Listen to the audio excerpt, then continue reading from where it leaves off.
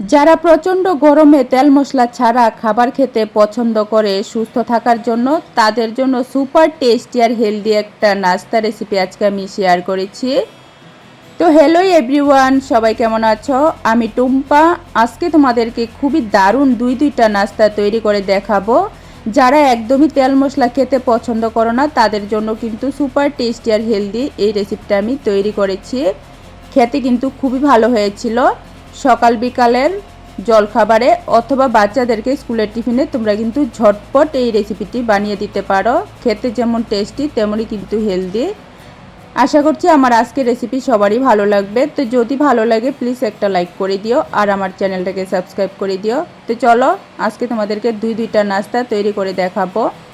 প্রথমে দেখো, গ্যাস ওভেনে আমি কড়াই বসিয়ে কড়াইয়ের মধ্যে ছোটো একটা বাটি দিয়ে 2 বাটি জল দিয়েছি। তারপর এখন জলের মধ্যে দিয়ে দিচ্ছি আমি অর্ধেকটা গাজর গ্রেট করে। তারপর দিয়ে দিতে হবে অর্ধেকটা আলু গ্রেট করে। তোমরা চাইলে আলু আর গাজর ছাড়াও কিন্তু শুধু সুজি দিয়ে এই নাস্তাটা তৈরি করতে পারো। তবে আলু আর গাজর দিলে টেস্ট ভালো হয় আর সাথে অনেক বেশি হেলদি হয়। তারপর আলু আর গাজরটাকে জলের সাথে মিশিয়ে নেওয়ার পর এখন দিয়েছি আমি পরিমাণ মতো লবণ। ঝালের জন্য দিয়েছি আমি সামান্য একটু চিলি ফ্লেক্স। তোমরা চাইলে এখানে লঙ্কার গুঁড়া অথবা কাঁচা লঙ্কা কুচি করেও দিতে পারো।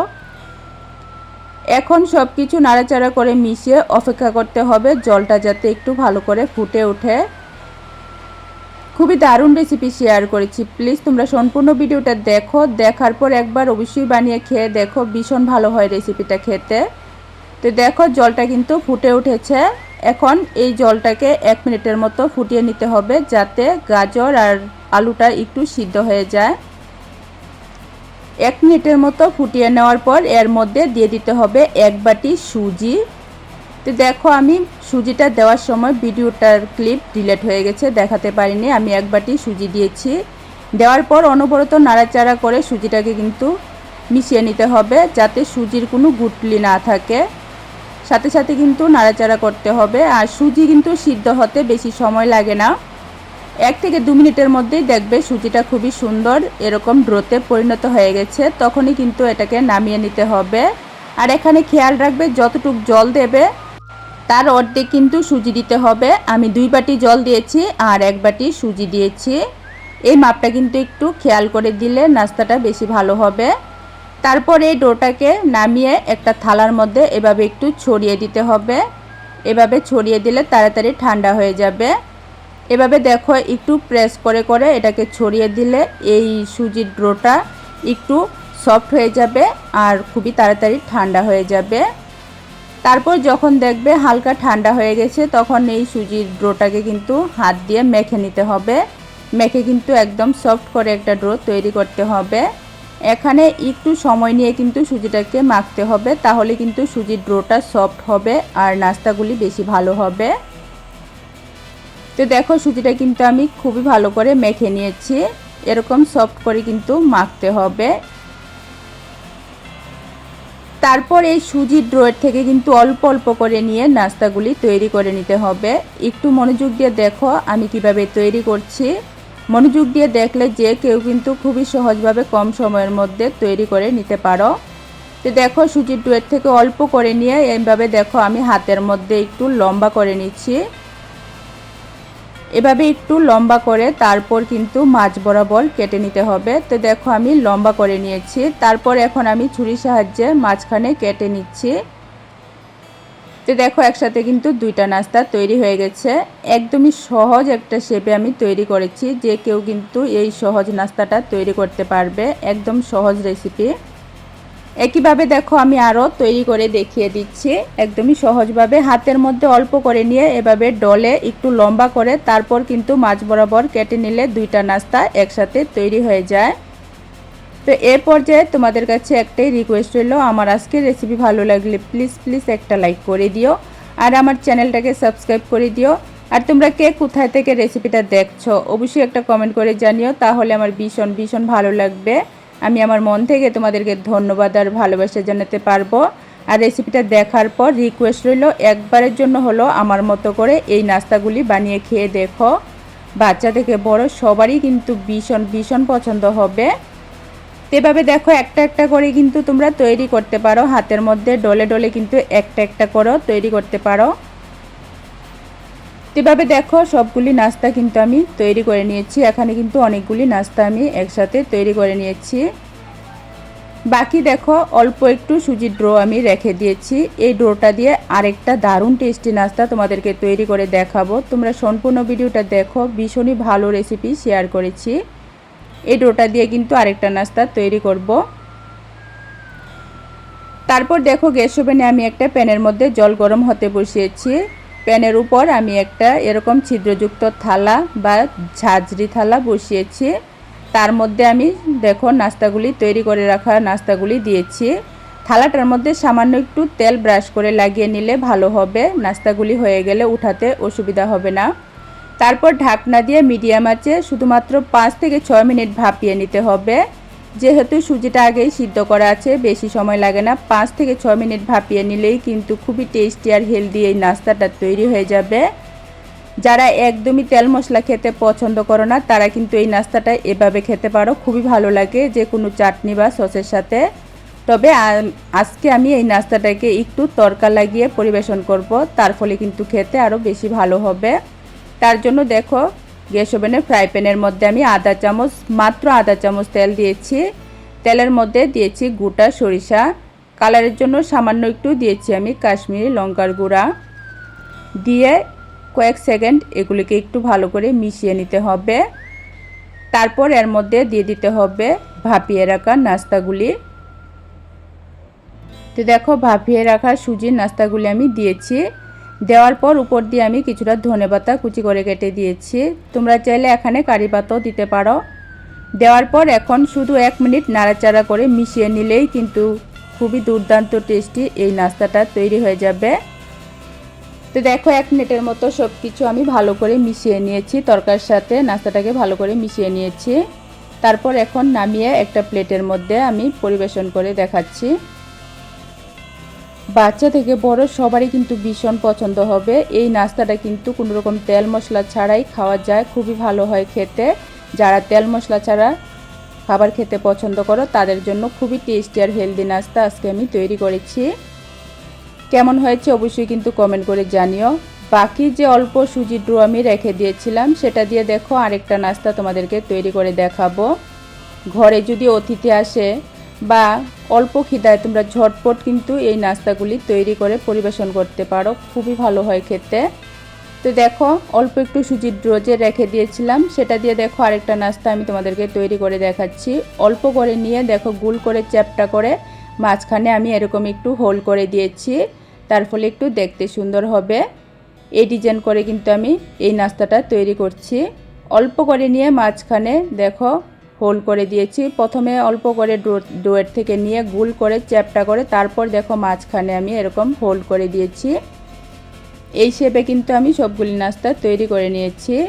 তো এগুলি কিন্তু তেলের মধ্যে ভেজে দেখাবো। তেল কিন্তু বেশি লাগবে না। দেখো ফ্রাই প্যানের মধ্যে আমি অল্প পরিমাণ তেল দিয়েছি। তেলটা গরম হয়ে যাওয়ার পর দেখো আমি নাস্তাগুলি একটা একটা করে দিয়ে দিচ্ছি। এখানে অবশ্যই কিন্তু তেলটা একটু ভালো করে গরম করে তারপর নাস্তাগুলি দিতে হবে, যেহেতু এগুলি সুজি দিয়ে তৈরি, ভেঙে যেতে পারে। তার জন্য ভালো করে তেলটা গরম হয়ে গেলে গ্যাসের আঁচটাকে মিডিয়ামে রেখে এই নাস্তাগুলি কিন্তু ভাজতে হবে। এই নাস্তাগুলি কিন্তু খুবই মুচমুচে হয়।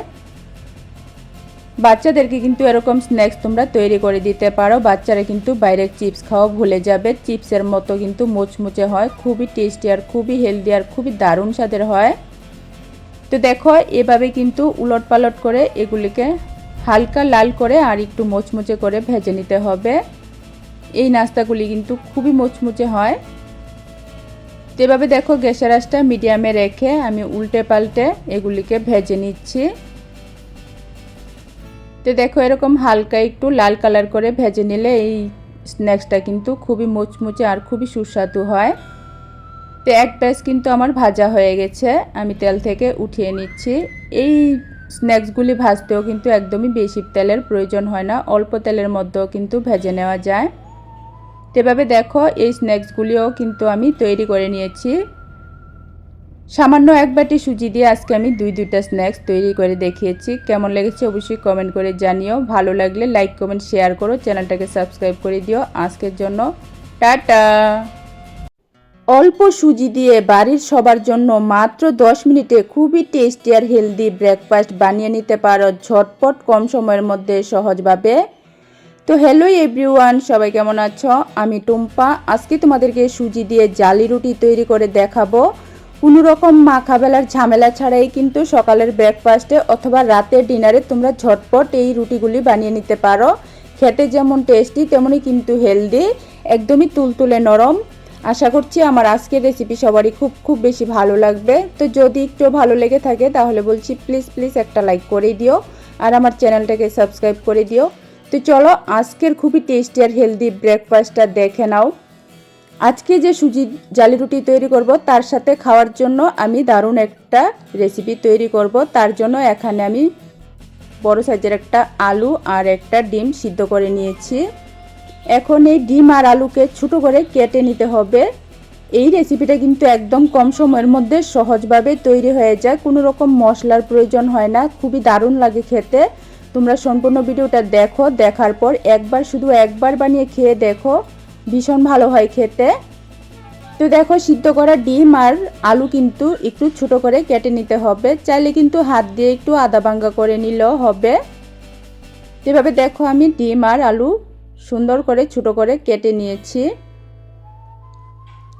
সুজির রুটিগুলির সাথে কিন্তু এই রেসিপিটা খেতে খুবই ভালো হয়, তার জন্য কিন্তু আমি এই রেসিপিটা তৈরি করেছি।